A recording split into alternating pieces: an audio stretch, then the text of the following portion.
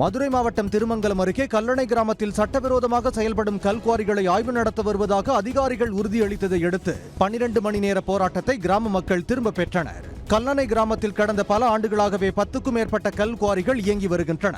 இதில் சில குவாரிகள் அனுமதியின்றி செயல்படுவதாகவும், அனுமதித்த இடத்தை விட அதிக ஆழமாக வெடிகளை வைத்து பாறைகளை வெட்டி எடுப்பதாகவும் கிராம மக்கள் புகார் தெரிவித்தனர். இந்த பிரச்சனையில் நடவடிக்கை இல்லாததால் கல்லணை கிராமத்தில் இருந்து கப்பலூரில் உள்ள வருவாய் கோட்டாட்சியர் அலுவலகம் வரை பேரணியாக வந்து கிராம மக்கள் முற்றுகை போராட்டம் நடத்தினர்.